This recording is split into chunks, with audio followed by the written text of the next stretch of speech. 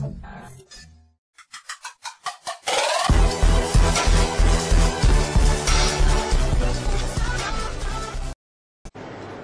senior students, welcome to this revision session for the course Eng 215. This is the cover of the book, you all know, that's business goals. And that's me, I'm Samir Abdul Hamid, teacher of English in الهداية Secondary School. I hope you're going to enjoy it. And here we start. Let's start by the exam format. We are going to have an idea about what do we expect to find in the final exam for Eng 215. We are going to see listening 1, that's one question, and it has got 5 marks. Listening 2, followed by that. And then we go to reading. We are going to have reading 1, 10 marks. Reading 2, another 2 marks. And then we go to the most important part, the writing. We are going to have 2 writings. Writing 1, where we are going to have one topic. One obligatory topic, one topic that you have to write, 10 marks as well. And then writing 2, this is where you are going to have 2 options. You are going to choose A or B, 2 different topics that you are going to choose one of them to write about. And also it has 10 marks. That makes 50 marks altogether. So that's your exam, 50 marks. You already had 20 marks in the midterm exam and 30 marks for your classwork.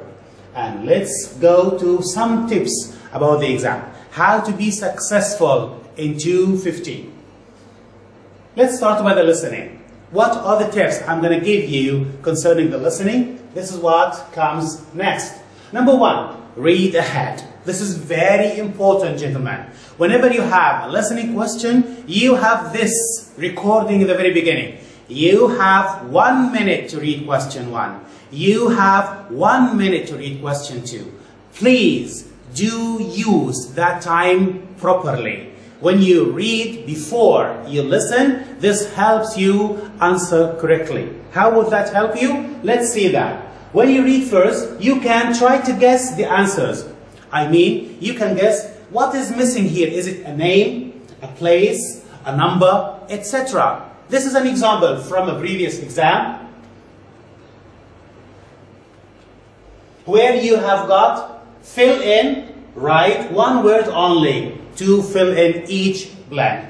As you can see, we have some blanks right here. 1, 2, 3, 4, 5, 6. Well, so if we read beforehand, if we read before we listen, we are going to guess, we are going to decide what is missing there. Let's try that. In 1, 2 of Nestlé's famous products are so and so. Which means we are going to look for 2 famous Nestlé products. I'm sure you know that Nestlé company. The most famous product for it, that's not an ad, is Nestlé. Is Nescafe, for example. So you may expect to find the word Nescafe and be written here. It might be some kind of Nido, that milk also. When you read beforehand, you're going to be easier, much easier for you to guess. Let's look at the second one. The head office of the company is in. Of course, we are going to expect a place right here. This is the headquarters, the head office of the company. So you can expect a name of a town, a name of a big city, a name of a country. It could be. So the answer could be the head office of the company is in London. The head office of the company is in New York. The head office of the company is in England, in Switzerland. So you expect a name of a company, of a country, or of a city, and so on. So this helps you a lot. In fact, that was an example to tell you that it is important to read beforehand. Let's go to the next one. Write the word you hear, not rephrase. Do not rephrase. What do we mean by rephrasing? When you write another word which is similar in the meaning. Please do not do that in listening, especially in listening. You need to write what you hear. You are not testing you are not tested according to what you know. You are tested according to what you listen to. Listening. Use your ear. Please use your mind, okay, but depend on your ear more. I mean, if you have in the listening the word home, please do not write house in the answer.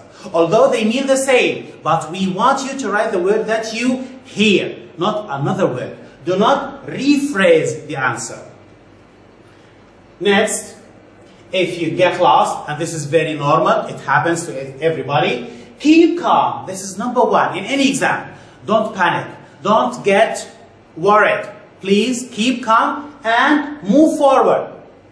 If you got stuck in number 2 in the listening, so if you stay there, you are going to lose 3, 4, and 5. No, please, if you get stuck somewhere, skip it and go to the next one.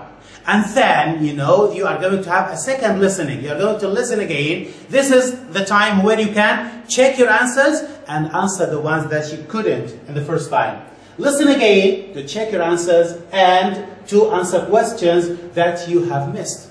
This is very important. And this is why you have listen again and check your answers. This is very important, my dear. Many students lose marks because of this question. The T or F question. The true or false question.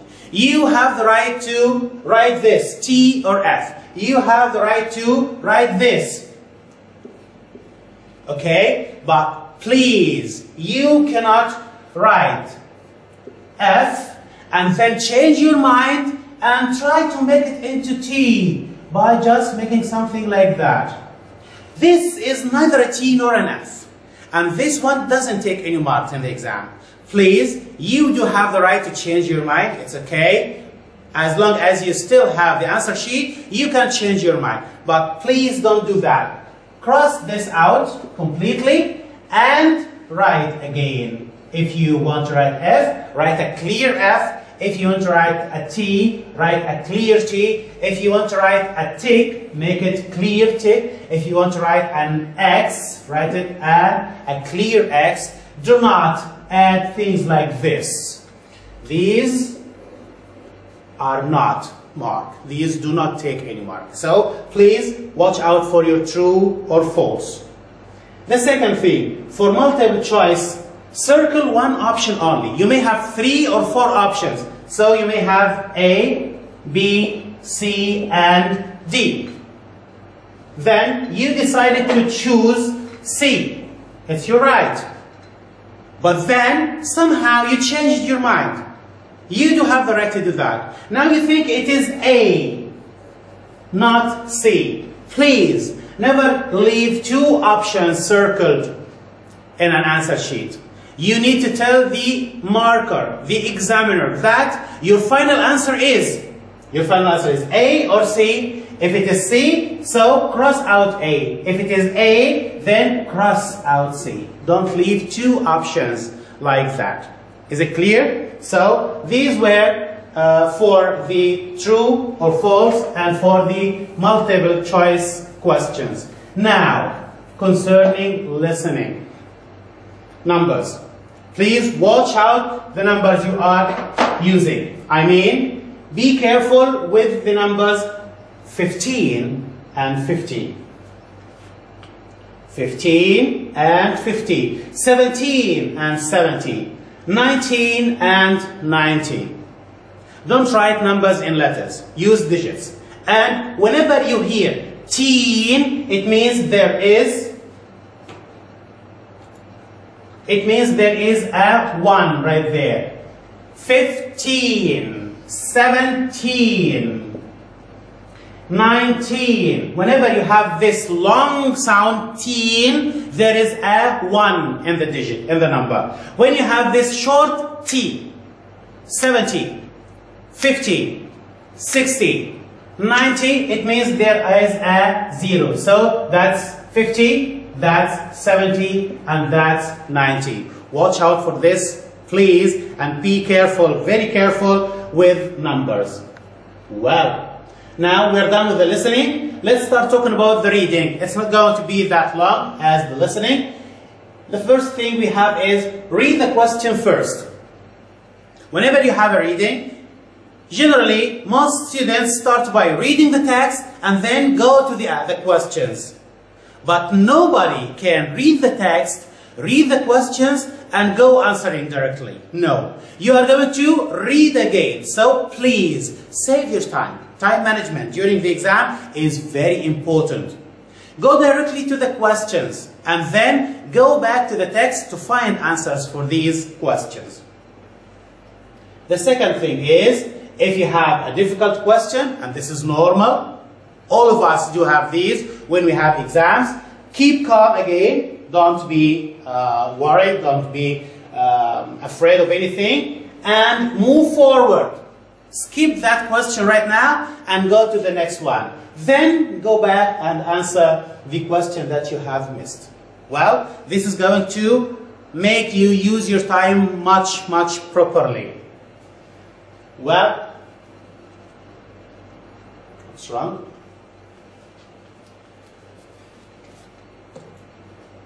Okay. In true or false questions, it is the same thing as we have already spoken about in the listening, and as well, the next one is going to be in the multiple choice questions. It is the same thing. Here we come to the most important part, the writing. I'm going to give you samples from previous exams. Sample questions for the writings that came in the previous years for over the last 3 years. I've already gone over these.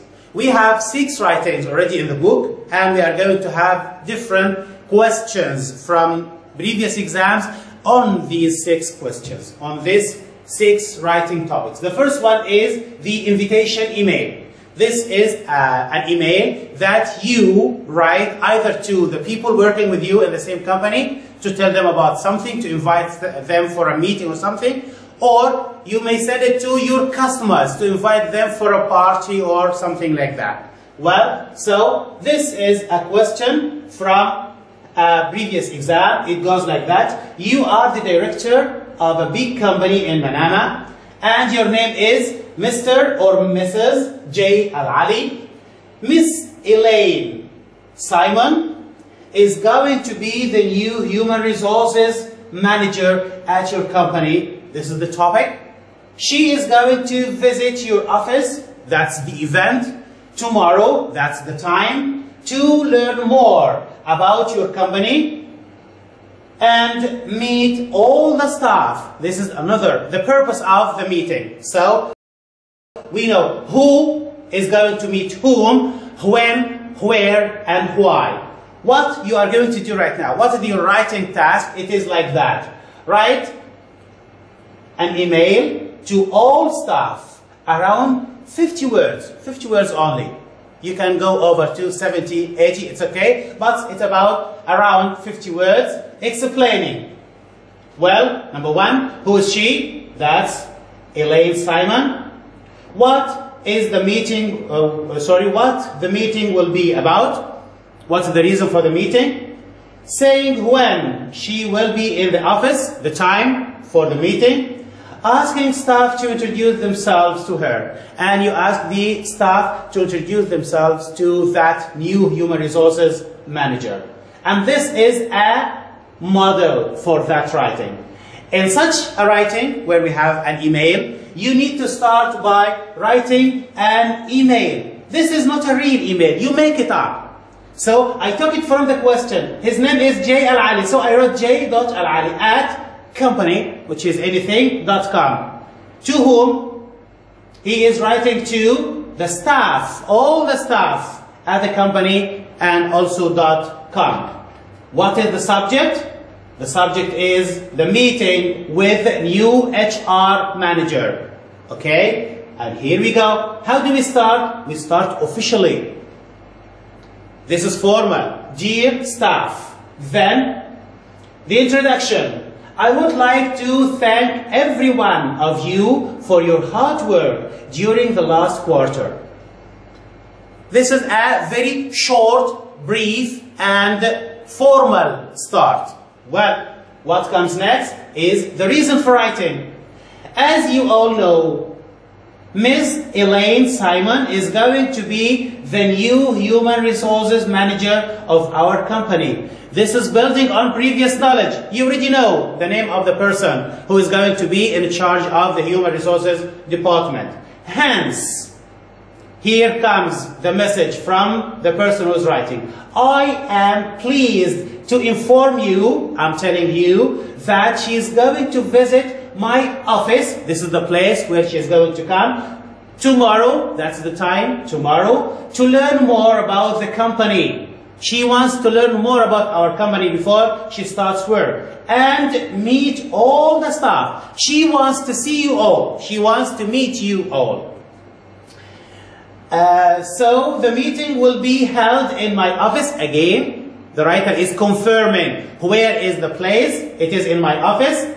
Tomorrow, that's the day, at 9:30 a.m. That's the exact time. With your sincere efforts, the meeting will be a success. This is just a wish in the end of the body of the email. You have written all the information required and you have ended politely and formally. Here we come to the final ending, the closing. All the best. Simply, you are writing to people in your company, so you know each other. It is not that formal. It is less formal than writing to customers, you know.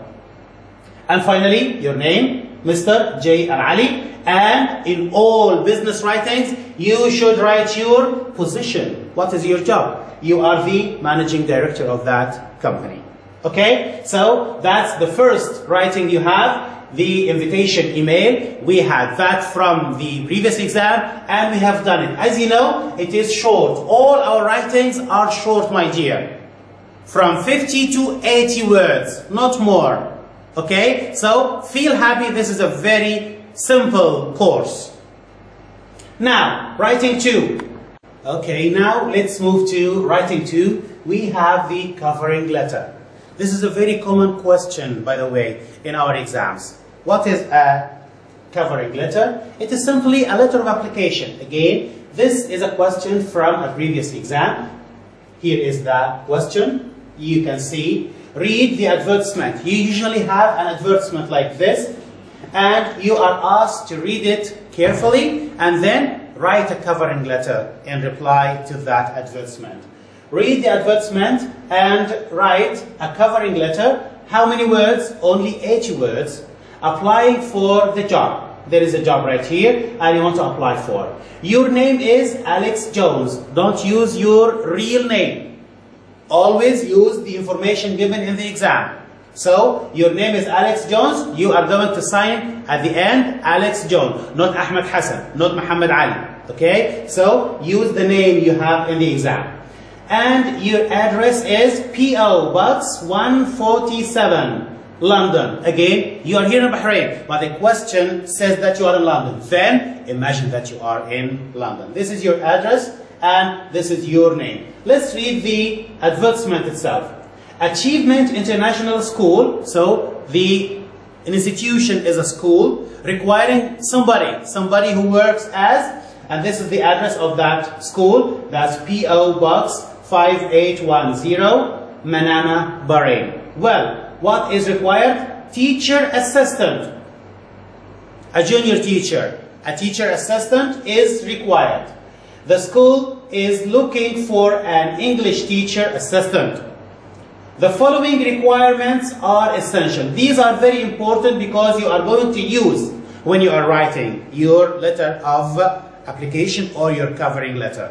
These are the things they are expecting from the person who can be a successful teacher in their school. Number 1, at least 3 years of experience. They need experience. How many years? 3 years of experience. Know how to deal with small kids. So you are going to deal with maybe primary school students and you need to be experienced in dealing with small kids. Ability to prepare activities for the subject.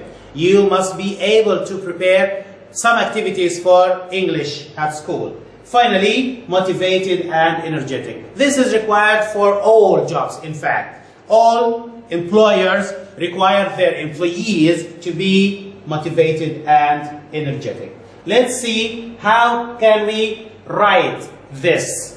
How can we answer that question? That's a model, and here we start. On top and to the right, we should start by the address. Whose address? Your address, as the writer of the letter. Your address. So started by P.O. Box 147, London, followed by your email. There was no email right there. I made it up. Make it up. No problem. Okay? Here you have the email. Again, as we said, we use the names given and make up an email. So he is alexjones@yahoo.com. alex.jones@yahoo.com. And here comes the name of the institution you're going to work for, which is the school itself, Achievement International School. What comes next? The address of that institution, the address of that school in our case. P.O. Box 5810, Manama. Well, where is Manama? Manama is in Bahrain, so that's the address on 2 lines. Next, we add the date for that, which is the 23rd of May 2018. This is the real date of your exam, so you don't have to change it. You start formally by Dear Sir or Madam. Why did I start by Dear Sir or Madam? Because the question didn't tell me the name of the person I'm writing to. He didn't ask me to apply for Mr. Ahmed Hassan, the school principal, or Mr. Hussein Ibrahim, the HR manager of the school. No. He said, just apply for the school. So I don't know the person. I start by Dear Sir or Madam. Then my introduction. I would like to apply for the job of English teacher assistant. What's that? No, how are you doing? I hope you're fine. Yes, there is no thing like that. Nothing like that. Because you are writing a formal letter, my dear. This is not an informal letter. You are not writing to a friend. You are not writing to a colleague at work. You are writing to somebody that you do not know at all. So you start by stating the purpose of your writing. Why are you writing that letter? I'm writing to apply for the job of so-and-so. I would like to apply for the job of English teacher assistant, advertised in this week's teacher's post. Where did I get that? I made it up. Make information up in that case. Because in the first paragraph, you need to say the name of the job you are applying for and how did you know about it. You have seen an advertisement. Where did you see it? In the so-called teacher's post. That's a magazine or a newspaper that I have made up. Well, what comes next? The second paragraph comes. I have worked as a teacher assistant in Gulf International School for 3 years. Oh my God, what's that? Here I'm talking about my experience. In the question he said, you should have at least 3 years of experience. 3 years of experience. That's what I said. That's what I wrote right here. I've worked for 3 years. Where? In that school. And I am very interested in teaching and am keen to pursue my career in this area. This is something that may convince the reader that you are suitable for the job. You are interested in that job, in teaching, and you want to go on. Pursue means to continue, to go on your career, to complete your career in such area. Well, what comes next? Oh, that's not all. This is the start of the letter. That's the first half, to be continued by the second half right now. Continued, and here we go. I continue. I am self-motivated. It was already mentioned in the advertisement. You are going to use the information in the question to do your writing. So, I am self-motivated and energetic, active.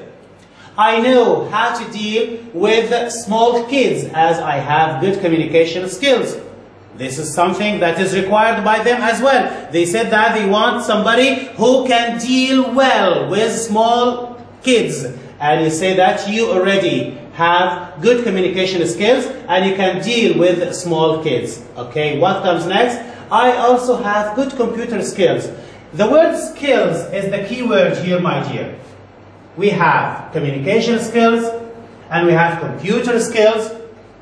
So we are talking about our skills in that paragraph. Well, so I have computer skills, which means so I can prepare activities. It was already mentioned in the advertisement that they require you to do activities for the subject that you are going to teach. One more thing in the end, you need to add your qualification. I have a degree. I have a degree in teaching. Okay? English, in teaching English from Oxford University. Remember, your name is Alex and you're from London. So it is very normal that you are a graduate of Oxford University. Let's move to the next paragraph, which is very close to the end. Here I say, kindly find and enclose my CV. This is also very important. Nobody can apply for a job without sending his CV to the employer. So you ask them to kindly look at your CV, which you have enclosed. Please do not hesitate. One more thing. Do not hesitate. Don't feel worried. Don't feel anything uncomfortable. If you need to have any further information, do not hesitate to contact me if you require any further information. So you will find the information in my CV. However, in case you need to know something more, please contact me and I will be happy to tell you about it. What comes next is the formal ending, the clothing. I look forward to hearing from you. Well, then yours faithfully. This is because we started by dear sir or madam. If we started by dear Mr. Ahmed or dear Ms. Layla, we are not going to end with yours faithfully. We will end with yours sincerely. If I know the name of the person, I end with yours sincerely. If I do not know, I end with yours faithfully. Then comes, this should be like that, but it couldn't be. It must be, as I said, a signature. And then the name in full, Alex Jones. So that's the second writing, which is the covering letter. Let's move on. Here we come to the third writing, a delegating email. Again, let's have an idea about that by looking at a question. That's a question from a previous exam again. And it says, you are Charlie Thomas, this is your name, or you are supposed to have that name. A marketing manager, that's your job. You are the marketing manager working for an international organization, a big company in general. You have arranged a business trip to New York. Business trip. You are traveling to New York next week.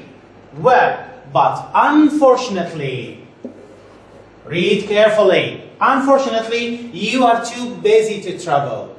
And you want your assistant. This is very important. You need to underline the keywords in each question, by the way. You want your assistant manager to travel in your place. You want him or her to travel instead of you. So, what is your writing task? It comes here. Write. Write what? An email. How many words? 80 words. To whom? To your assistant manager. Who is he or she? Her name is Hala Ali. Why should I write to her? Considering the following requirements, or considering the following. So you want Hala Ali, your assistant manager, to go in your place to that business trip in New York, and you want her to do the following. What are you going to include in your email? Requesting that she goes on the trip. You ask her to go in your place. That's one thing. The second, explaining the purpose of the trip. Tell her what she's going to do. You're going to make this up because it is not in the question.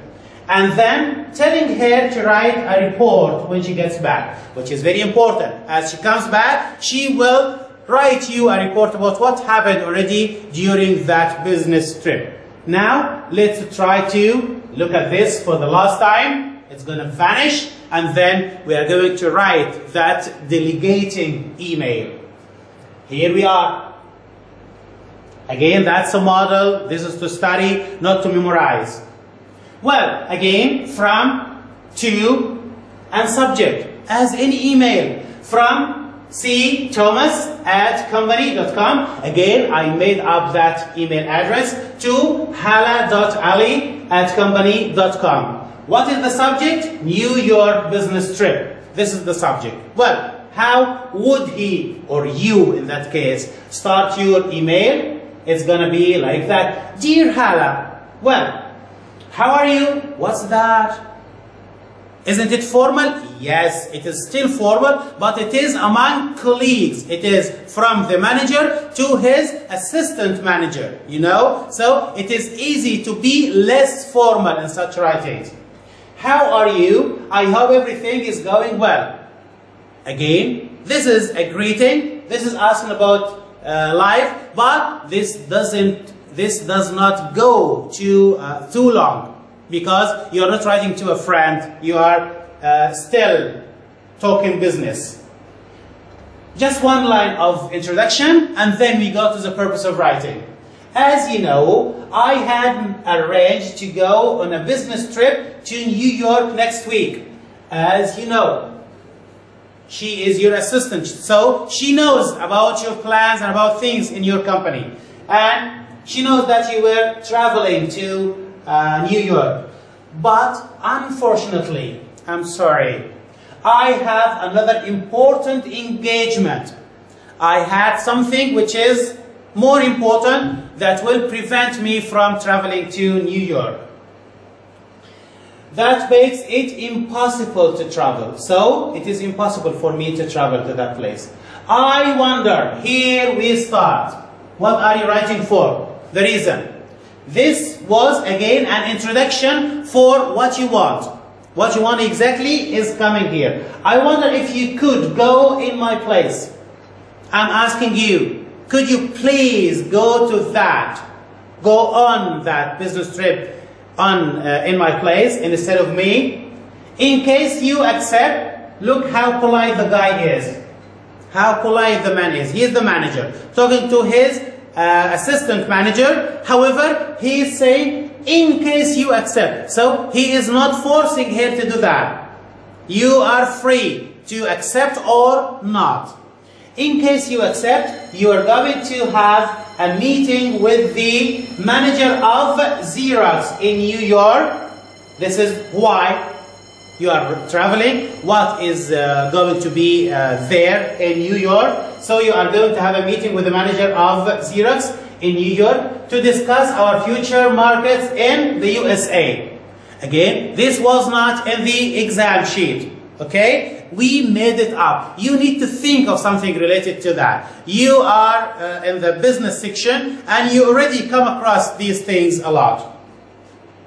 What comes next? That's the purpose of writing. Now, another thing, he wants her to do something else. Another thing, Hala, please send me a report after you get back from New York. It was already in the question. You have to do that. If you miss this, you lose marks, by the way. Write me or send me a report and let me know if you accept. This is the ending. This is what I want you to do. Please let me know if you accept that. What comes next is the ending, closing, all the best, followed by the name. Mr. Charlie Thomas, that's the name given in the exam. So that's writing 3, delegating email. Now we have come to something new, a feedback email. By the way, this is not very common in the final exam. However, it is already in the book and we need to go over it. Let's go over it. This is a question from a previous exam. Your name is Hassan Ali and you are the project manager of Standard. That's a name of a company, of a standard company. Ahmed Majid worked for you. That's a person who worked for your company on the DX101 project. That is the code of a project. Okay? The project which is called DX101. He asked you to give him feedback on his performance in the project. So, Mr. Ahmed Majid worked with your company, standard, finalizing or doing the project called DX101, and now he is asking you as project manager to give him feedback about his performance. Well, will the question leave you like that? No, you should have information to use. What is that information? Number one, the task is write a feedback email to Ahmed. Include the following points. You are going to write a feedback email to him, and you should talk about the following things. What are they? 2 good points and 2 bad points. The good points are hard work. You are going to thank him for his hard work on the project. The second good thing is all deadlines met. You are going to thank him also for finalizing everything in time, not after time. What are the bad points? They are over budget, the finance. Okay, he met the deadlines, but unfortunately he went over the budget. And the second, communication among staff was not that good. Some of the people working with you, with Ahmed, on the project, complained about communication among them and that it wasn't that good. How are we going to write such an email, a feedback email? This is our model. Dear Ahmed, here we don't need to write from, to, and such stuff. We go directly to the point. Dear Ahmed, the first paragraph goes like that. Thank you for your hard work. This is one of the things mentioned there. So you start by thanking him for his hard work on the DX101 project. It proved successful. This is the overall judgment on that project, that it was successful. Despite all the problems, then there were problems over there. You asked for some feedback, so here are some thoughts. The reason for writing, you want feedback? Okay, here are some ideas, some thoughts that came to my mind. Of course, you can discuss them with me, and this is very polite also. I'll give you my thoughts. There might be some criticism, so please feel free to discuss them with me. My word is not final. You can come and talk to me. What comes next? We are pleased, that's something good. We are happy that all the deadlines were met. Well, that was in the exam sheet. He said that one good point is the deadlines were met, and the second was hard work. So I've already mentioned the 2 good points over there. But the problem is that you went over the budget. That's one bad thing. Over the budget. You need to control the finances. That's very good. Good managers do not just criticize, they just tell you how to improve. So you need to control the finances, the expenses better in the next project. Next project, you need to keep an eye on the finances, on the money. Moreover, the staff felt that communication among them was not good. That's the second bad point. That's the second criticism. I hope that you will find a solution for that. Again, pushing the guy to develop that in the next step. Finally, I hope you are not angry with my comments. That's very natural. Let me know your opinion about them. Very good. Asking him to come and talk and give his opinion about those criticisms that were given to him. Finally, regards, and the name is over there, Hassan, as mentioned in the exam. So that is the feedback email. What comes next is number 5, a chart report. Chart report is sometimes hard for you because you need to analyze the chart first. Once you understand the information in the chart, you can simply transfer them into a report. Let's look at that question. Here you have that chart, and here what it says. Look at the information about mobile phone ownership in the UK from 2001 to 2003. Answer students A so and so, we'll forget about that, and we'll look at it here, and then we write. This is taken already from the book. We have up there the title, Adult Mobile Phone Ownership by age 2001, 2003. And you have different colors for the different years. And then you have those 2 axes for the chart. It's a bar chart, as you can see. We have here from 0 to 100%. And we have the age groups right here. I mean the 15 to 25, the 20 to 24, I'm sorry, the 25 to 34, the 35 to 44, the 45 to 54, the 55 to 64, and the 65 to 74, and finally 75 and above and over.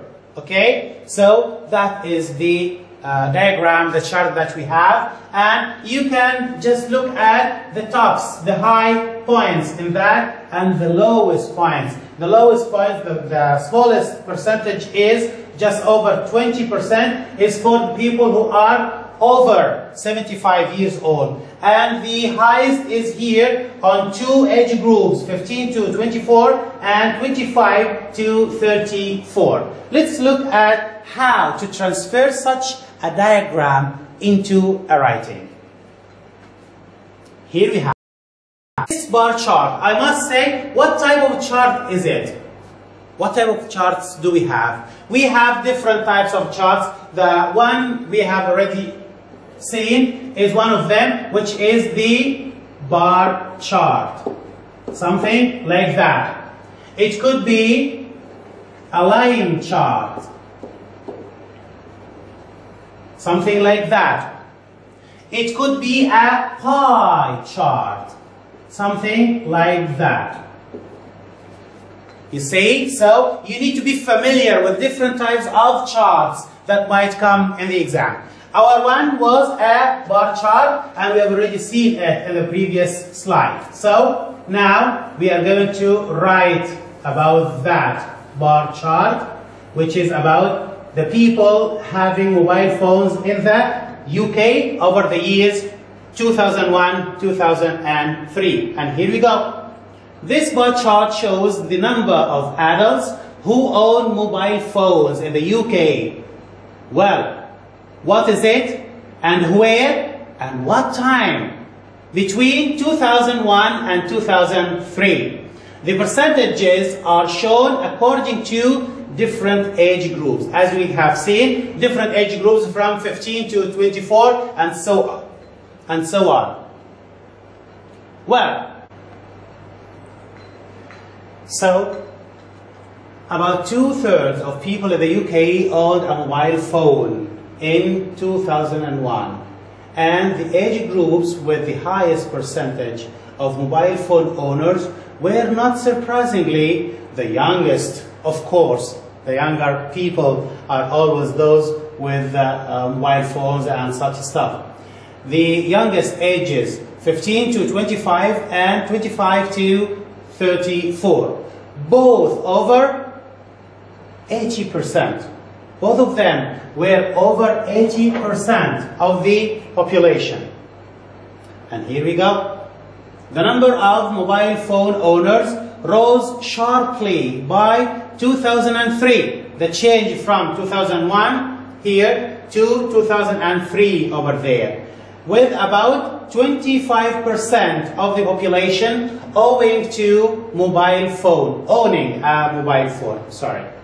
Finally, there were an increase in ownership in all age groups.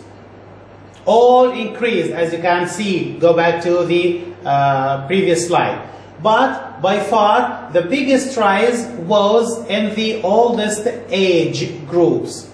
More than half of all people between 56 and 74 owned a mobile phone, with this group showing the biggest rise, up from about 40% to over 50%, and nearly a quarter of people over 75 now own a mobile phone, with this group increasing from about 15 to 25%. So that was the chart report. Again, it's going to be according to the information you have in the exam. You are going to have the chart already right there, the topic of that chart, and you need to understand it very well before you start writing. Once you understand it clearly, you are going to write clearly.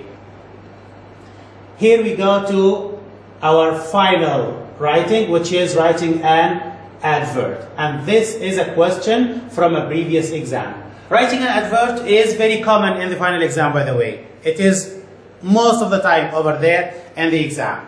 And you usually have it in the multiple choice pattern, let me say. You have more than one product that you need to choose one of them and write an advert about. This is from a previous exam. Write an advertisement for one of the following products, about 50 to 80 words. Again, as I told you, this is the limit for our writing.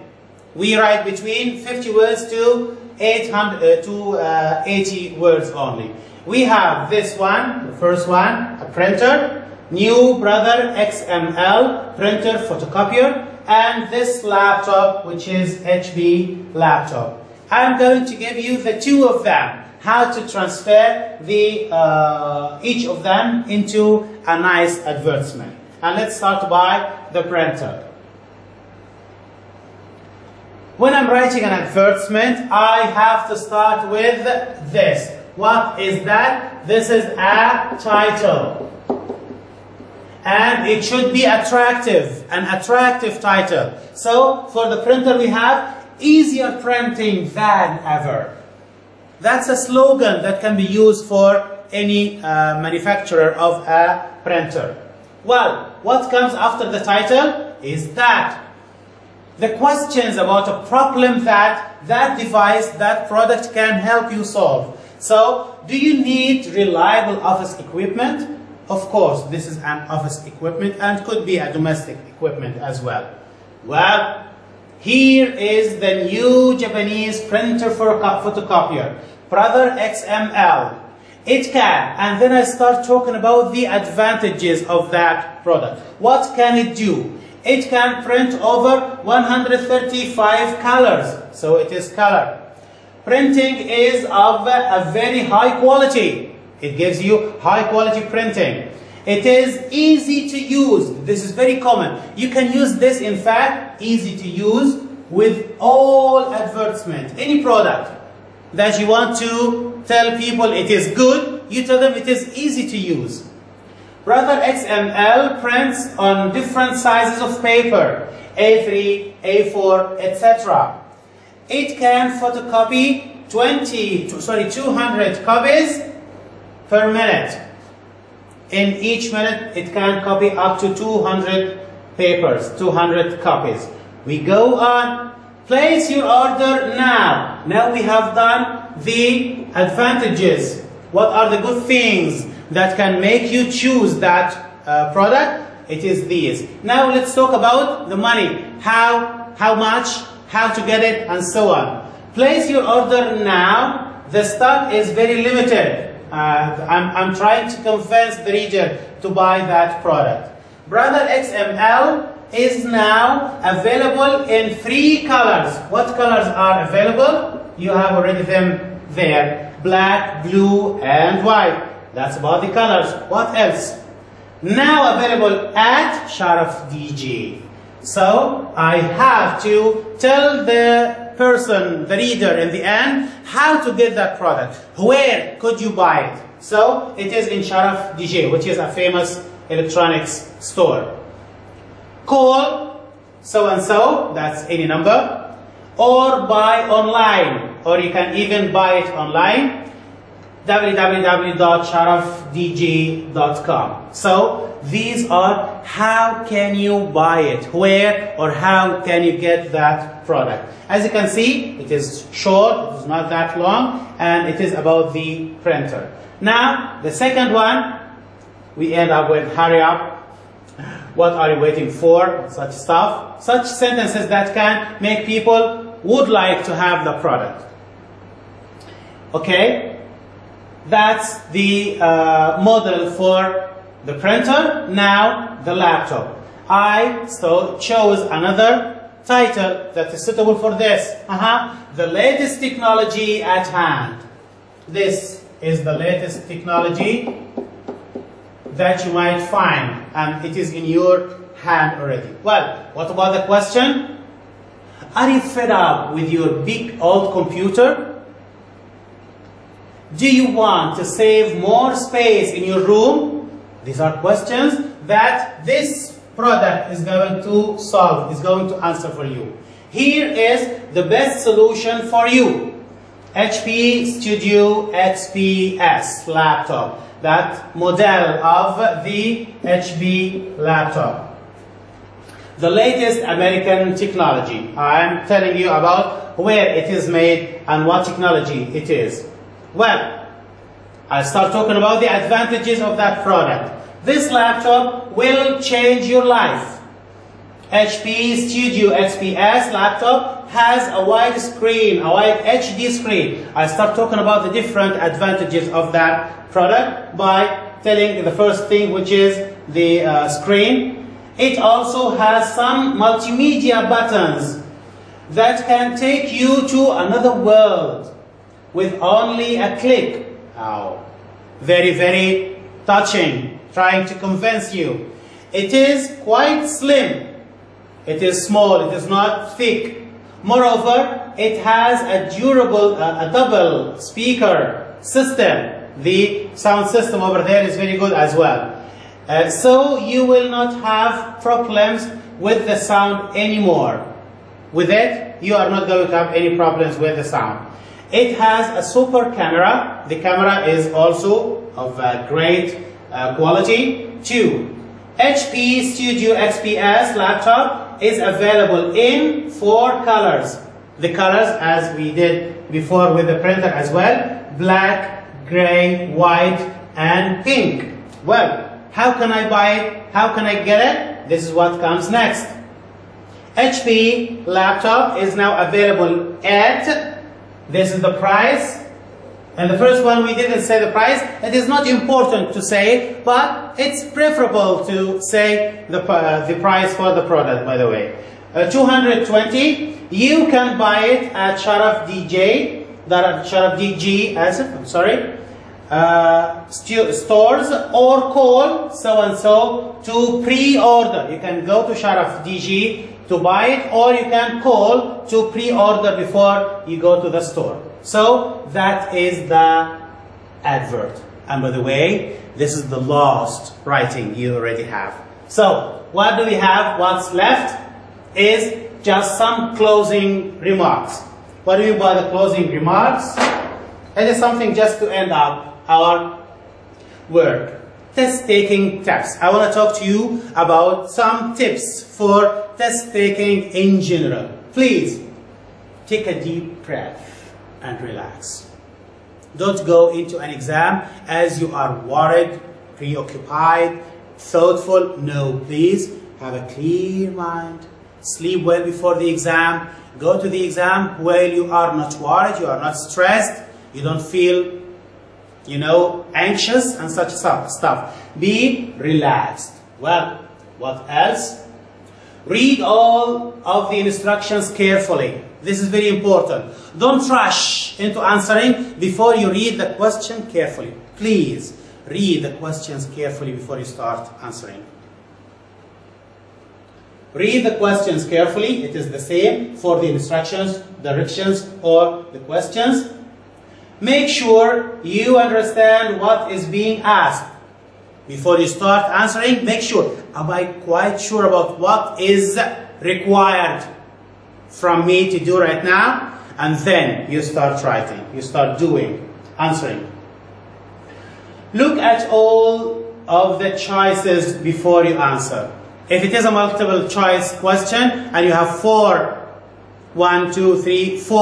options, please, if you feel that number 1 is the right answer, go over and read 2, 3, and 4 as well. Don't just say, okay, number 1 is the correct answer, I'm not going to read them. Please, do read them all. It might be somehow correct, but there is something that is 100% correct that will come later on. So, don't skip the options. Read all the options before you choose. What else? Eliminate the answer that you know are wrong. Sometimes, again, in the multiple choice questions, you may not be sure about the right answer, but you are sure that number A cannot be right, and number D cannot be right, and number C also cannot be right. Then, although I don't know what is the meaning of B, but it is the only option that can be suitable, and sometimes you're right, or most of the times you're right. Check your work for accuracy. Don't just finish writing and submit your answer sheet and go out. Please read what you have already written.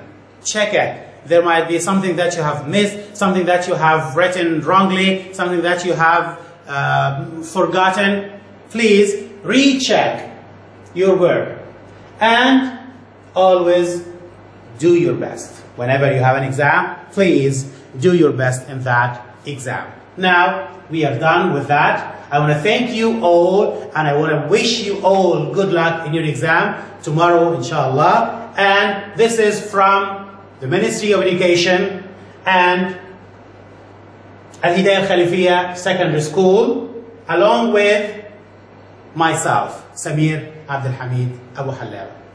Good luck and goodbye.